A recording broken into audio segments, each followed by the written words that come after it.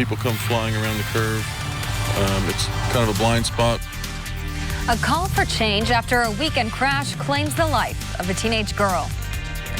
In a lawsuit filed against IMPD, 2 women claiming excessive use of force. When and how it all came about. The bottom line is if it has to be done, that the geese are removed. Why slaughter them? New developments tonight about the future of some geese in Carmel. They may be spared, at least for this year. Those details just ahead.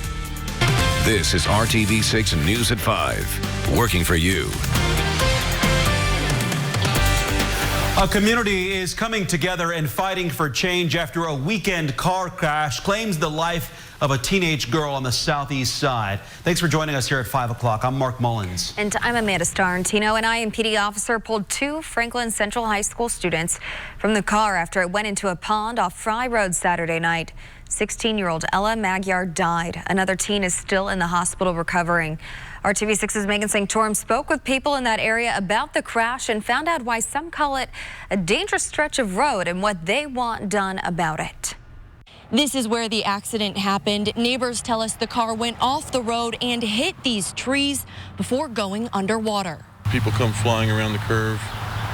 It's kind of a blind spot where all the bushes are on the other side of the road, so you can't always see when people are coming. It's an ongoing issue on Fry Road. Neighbors say speeding and blind spots on this curve have resulted in crashes before, but they've never seen a crash like this. 2 teens pulled from the submerged car.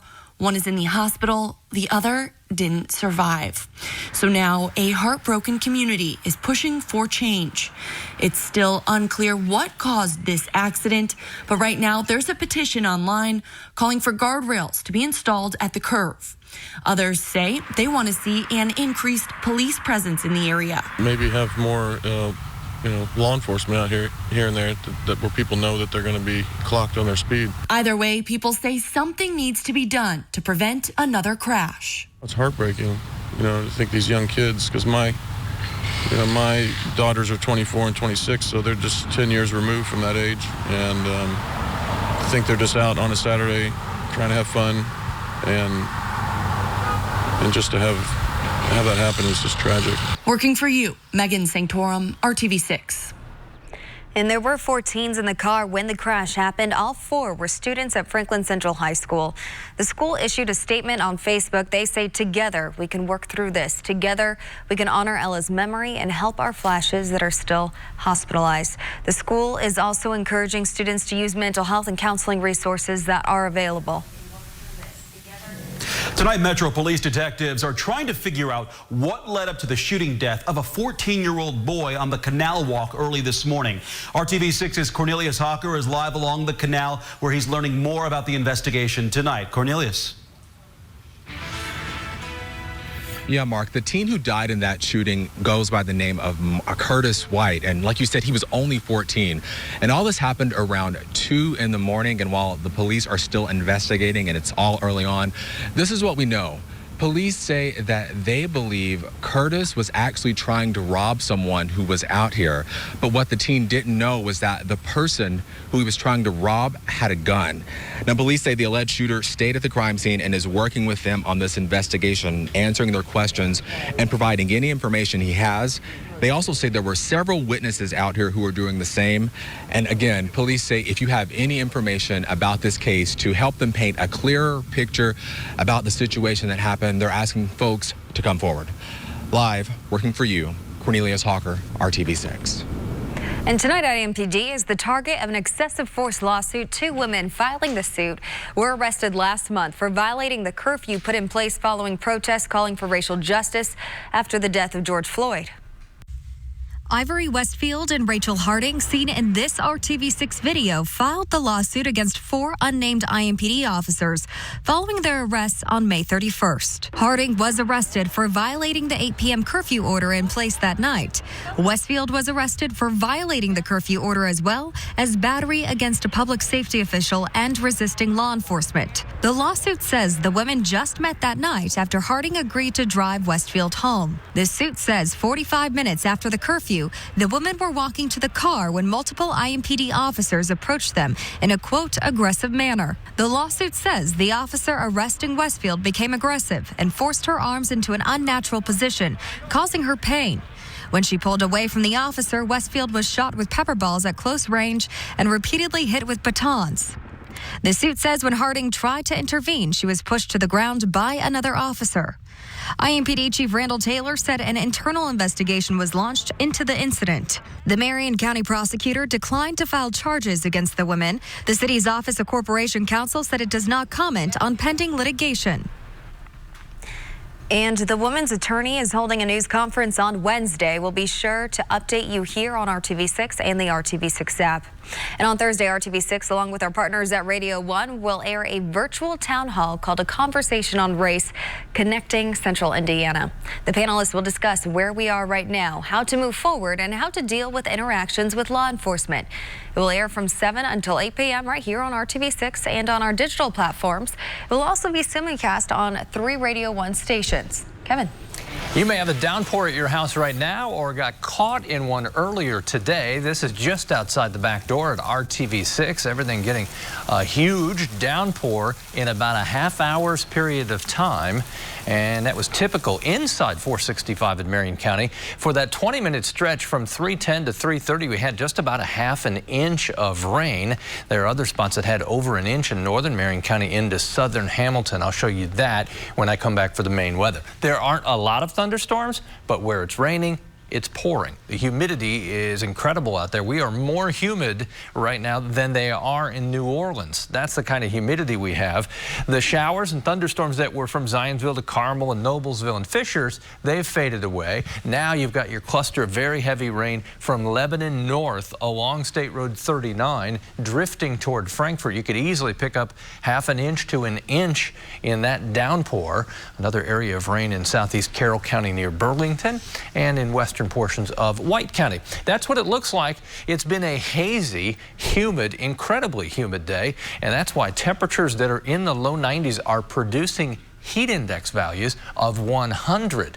It feels like 102 right now in Lafayette. These are the actual temperatures. You can see where the rain has been recently, cooling things off. 7 o'clock tonight, still some thunderstorms. I'll take you through the timeline when they fade away and when the overall rain chance finally goes down. We'll see you soon, Kevin. Thank you. New developments tonight. It looks like the geese we told you about last week in a Carmel neighborhood will be saved, at least for now. Neighbors wanted to save about 70 geese from being euthanized. RTV6's Troy Washington explains the reason why these geese are still alive today. In the scheme of things, with everything that's going on in this world, COVID, people being killed in the streets, are these geese really the biggest issue for us to be dealing with? Barbara DeSimone has been living in Lexington Farms for 3 decades. She wants to save the geese that are in danger of being euthanized. RTV6 has tried since last Tuesday to get a hold of the Homeowners Association. They keep telling us they are going to respond, but we are yet to get their perspective on the issue because they aren't giving it to us. The only issue I see with the geese is that sometimes I have to step around some poop. But other than that, they're beautiful, and we love seeing the baby geese. For her, it's been a delightful experience, but everyone doesn't share that outlook. Several other residents wouldn't go on camera, but reached out to us saying the geese have gotten aggressive over the years and aren't afraid of people at this point. One of the residents said to me, "Hey, we've got these ponds. What do people expect? They're going to come here. They stay here for a while and then they leave." The complaints led the Homeowners Association to step in. They voted and decided to kill the geese. But we checked with the Indiana Department of Natural Resources and found the neighborhood needs a permit for geese control. They haven't received that permit, so for now at least, the geese are safe. The bottom line is if it has to be done, that the geese are removed, why slaughter them? Why quote-unquote euthanize them? These residents are hoping that now they've got time to come up with a better solution. If the geese must leave their neighborhood, they at least want them alive. Working for you in Carmel, Troy Washington, RTV6. Well, we were told by residents the only reason some supported euthanizing the geese is because they were told the meat could help feed families in need. Now let's get to today's developments in the spread of coronavirus across the United States. There are now more than 2.5 million COVID-19 cases in the U.S. and more than 125,000 deaths. At least a dozen states are rolling back reopening plans to help stop the spread, but Indiana has not seen the spike. Other states have and is preparing to enter stage 5 on Saturday.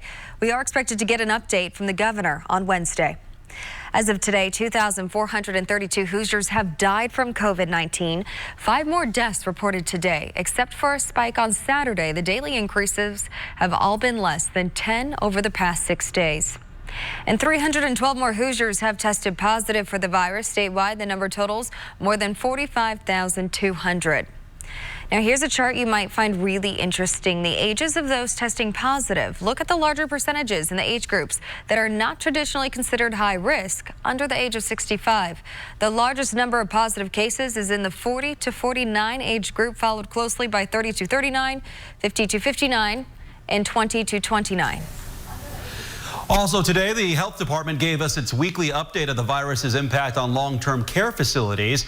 There have been 1,166 deaths in nursing homes. That's an increase of 26 in the past week. That's 32 fewer than the previous week.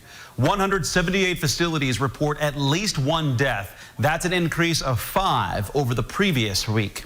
And a couple of other notes today about the drug remdesivir. The White House announced today it has secured 500,000 treatment courses of the drug for American hospitals through September. The antiviral drug is known to speed up recovery time in severely ill COVID-19 patients, but has not yet been proven to improve survival rates.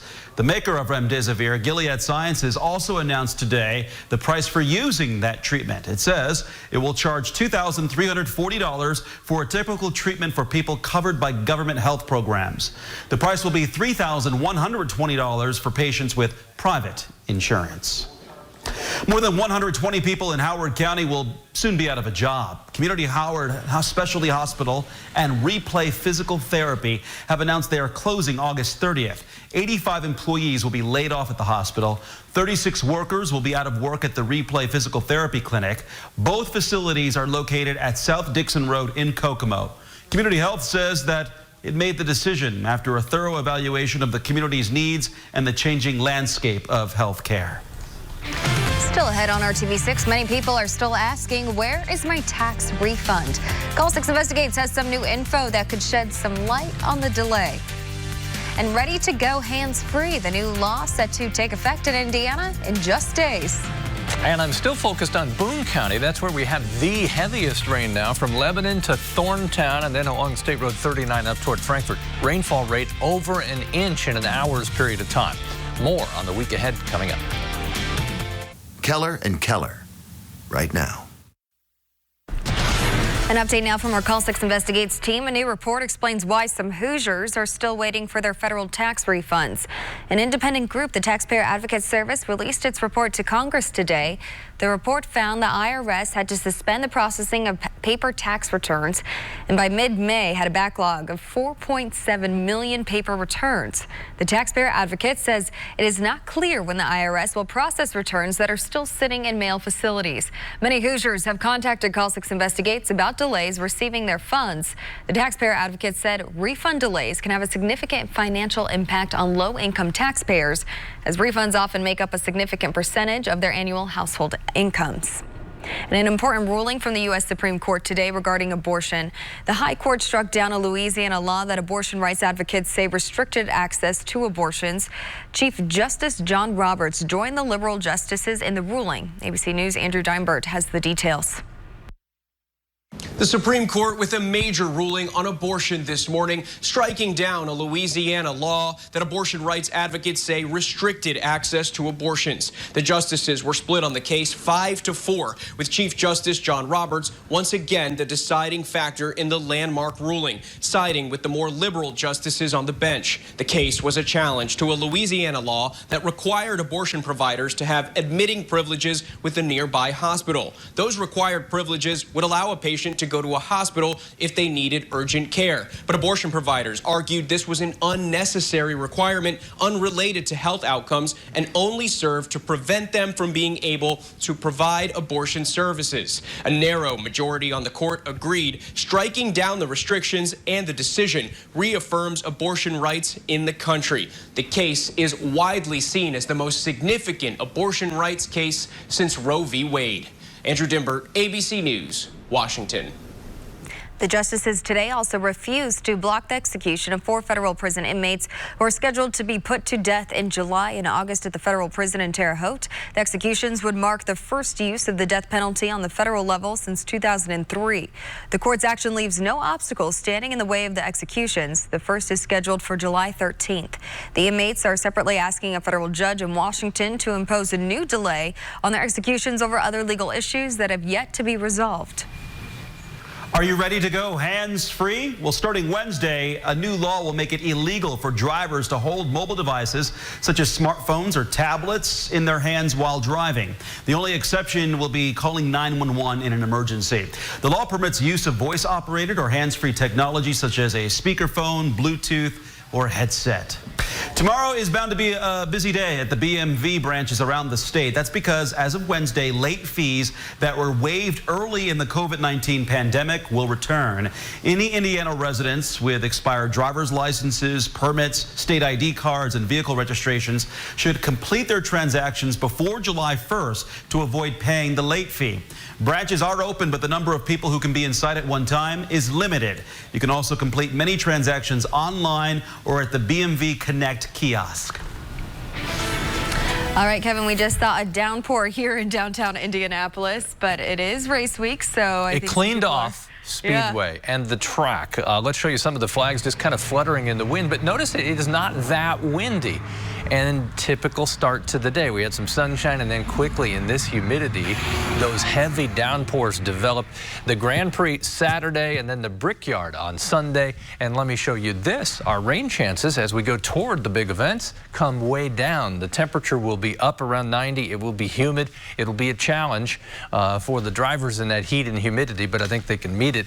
But notice temperatures stay around 90, but our rain chances will come down as we get through the middle of the week. The rain is really coming down in Boone County. That's where the heaviest rain is at this moment. We'll go visit that in a second. We talked about our downtown downpour between 3 and 3:30 just near Speedway, estimated 1.3 inches of rain. For example, the airport had nothing. 0.00 officially in the rain gauge, where much of Marion County from just west of downtown, almost an inch to well over an inch in the northeast. And this is putting down torrential rain right over Thorntown. You see the cluster of lightning, usually an indication of where the heaviest rain is. I'll remove the lightning so you can see State Road 39 and 52 between Lebanon and Clarks Hill along Thorntown there.